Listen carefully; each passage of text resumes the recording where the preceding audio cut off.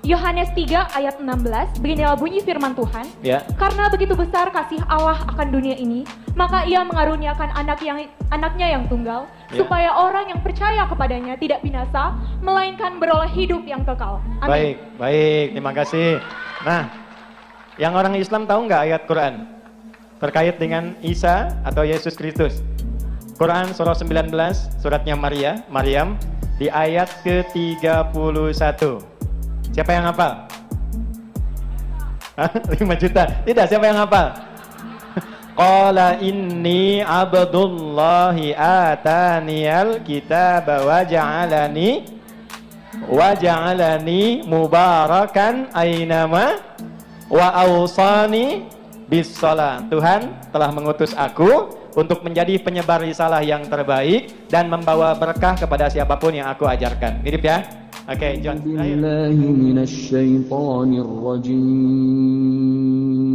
Bismillahirrahmanirrahim. Assalamualaikum warahmatullahi wabarakatuh. Alhamdulillahirabbil alamin. Salatu wassalamu ala asyrafil anbiya'i wal mursalin wa ala alihi wa ashabihi ajma'in. Rabbi shrah li sadri wa yassir li amri wa hlul 'uqdatam min lisani yafqahu qawli. Alhamdulillah, puji syukur kita ucapkan kehadirat Allah Subhanahu wa taala yang sampai hari ini Allah masih memberikan kesehatan kepada kita semua. Salawat dan salam kepada Nabi Allah Muhammad sallallahu alaihi wasallam. Allahumma salli ala Muhammad wa ala ali Muhammad. Uswatun hasanah buat kita semua, contoh suri tauladan hidup untuk seluruh umat manusia. Saudara sekalian, barusan saja kita telah menyaksikan potongan video dari ceramah Ustadz Adi Hidayat, di mana pelaksanaan ceramah beliau, kajian beliau itu waktu itu beberapa hari yang lalu di Universitas Muhammadiyah di daerah Riau. Ada yang menarik di dalam hal ini, saudara, berkaitan kajian beliau pada saat beliau memberi kesempatan kepada beberapa orang di situ ya, beberapa orang mahasiswi yang memiliki keyakinan ataupun beragama Kristen. Dan kemudian Ustadz Adi Hidayat meminta kepada mahasiswi tersebut untuk membacakan bagian daripada isi dari kitab sucinya yang mereka yakini begitu. Nah, kebetulan apa yang disampaikan oleh salah seorang mahasiswi ini menyampaikan daripada surat Yohanes pasal 3 ayat 16. Setelah dibacakan ayatnya yang berbunyi, karena begitu besar kasih Allah akan dunia ini, sehingga ia telah mengaruniakan anaknya yang tunggal, supaya setiap orang yang percaya kepadanya tidak binasa, melainkan beroleh hidup yang kekal. Nah, itu yang disampaikan oleh salah seorang dari mahasiswi yang diberikan kesempatan oleh Ustadz Adi Hidayat untuk menyampaikan atau membacakan salah satu isi Alkitabnya itu. Kemudian Ustadz Adi Hidayat mengkonotasikan atau menyetarakan atau menyamakan ayat tersebut dengan surat Al-Maidah ayat 30 dan 31. Bunyinya, Bismillahirrahmanirrahim. Qala inni abdullah ataniyal kitab wa ja'alani nabiyyan. Itu di ayat 30 yang artinya, Qala sesungguhnya atau Isa berkatalah Nabi Isa, sesungguhnya aku hamba Allah. Dia memberiku Alkitab, yakni Injil, dan dia menjadikan aku seorang nabi. Nah, begitu. Kemudian di ayat yang ke-31-nya bunyi dari surat Maryam ayat 31 itu adalah Bismillahirrahmanirrahim.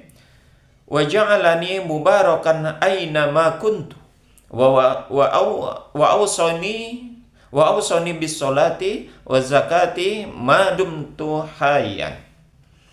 Dan dia menjadikan aku seorang yang diberkahi di mana saja aku berada.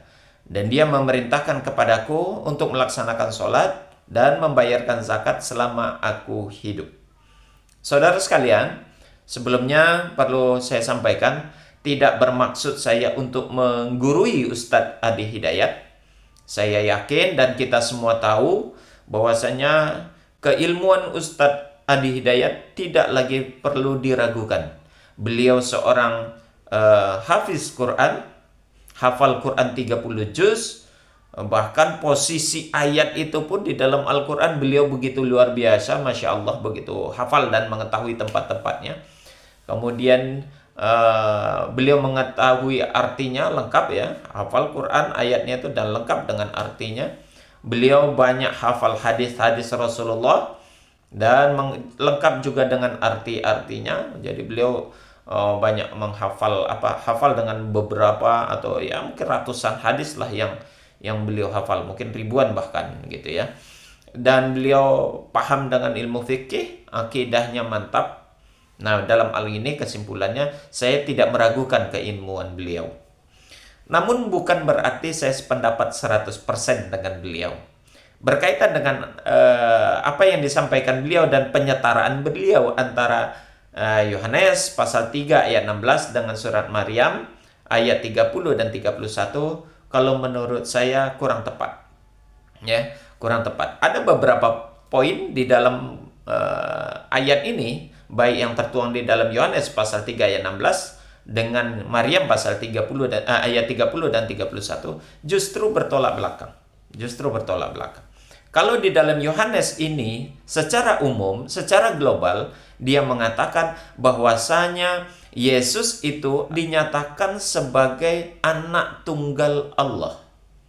Ya, sedangkan di dalam Al-Quran atau di dalam keyakinan umat Islam itu adalah keyakinan yang sangat menyesatkan. Di dalam, sekali lagi, Yohanes ini dikatakan Isa itu anak tunggal Allah. Dan selanjutnya juga dikatakan orang-orang yang mempercayai, yang meyakini Isa itu sebagai anak tunggal Allah, maka dia akan tidak binasa. Artinya dalam keyakinan kekristenan, tidak binasa itu tidak akan masuk ke dalam neraka, melainkan beroleh hidup yang kekal. Artinya dalam keyakinan Kristen itu orang beroleh hidup yang kekal itu adalah masuk ke surga. Jadi kesimpulan umumnya Yohanes pasal 3 ayat 16 ini menyatakan orang yang meyakini, mengimani ya Isa atau Yesus itu adalah anak tunggal Allah, itu pasti tidak akan masuk neraka dan bahkan dia akan masuk surga. Nah, itu kesimpulannya. Sedangkan dalam surat Maryam, ya, surat Maryam ayat yang ke-30, pernyataannya begitu jelas. Di sini perkataan Nabi Isa atau Yesus, keyakinan umat Kristen. Apa kata Nabi Isa? Ini Abdullah, sesungguhnya itu aku ini hanya hamba Allah, begitulah.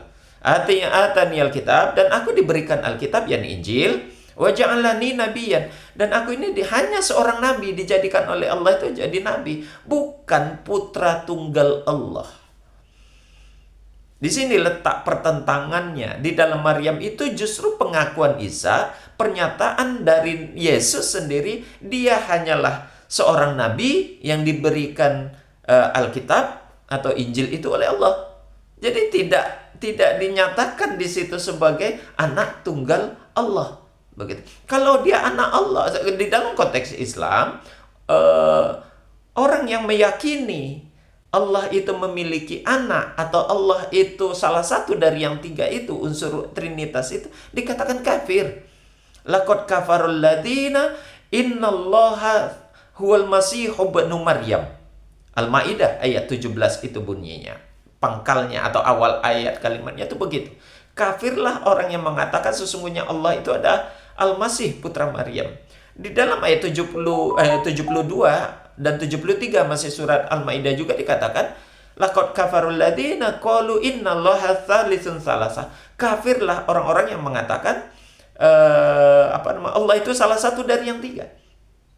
Nah, di dalam ayat yang ke-31 bahkan Allah mengatakan begini, dan dia menjadikan aku seorang yang diberkahi, kata Nabi Isa atau Yesus, maka di mana saja aku berada, dan dia, maksudnya Allah, memerintahkan kepadaku, kata Yesus, untuk melaksanakan sholat dan menunaikan zakat, ya, saat atau selama aku hidup.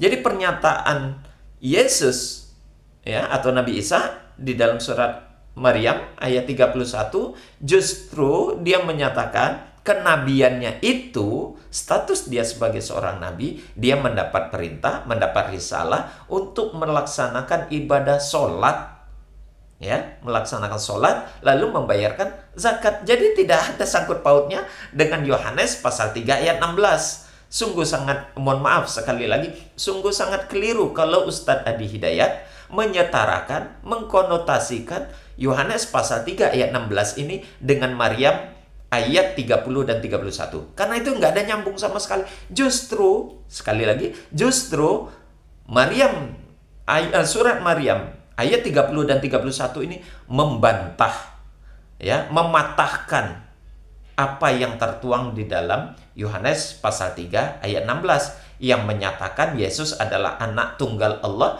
dan siapa yang yakin kepada dia, yang meyakini dia sebagai anak tunggal Allah, yang percaya kepada dia, tidak akan binasa, bahkan beroleh kehidupan yang kekal, tidak akan masuk neraka, bahkan masuk surga. Tidak begitu. Di dalam Al-Quran banyak ayat yang menyatakan bahwasanya Allah itu justru mengkafirkan, ya, menyatakan sesat orang-orang yang mengatakan Allah itu mempunyai anak, atau Allah salah satu dari yang tiga unsur itu, Trinitas. Jadi sangat bertolak belakang dalam hal ini.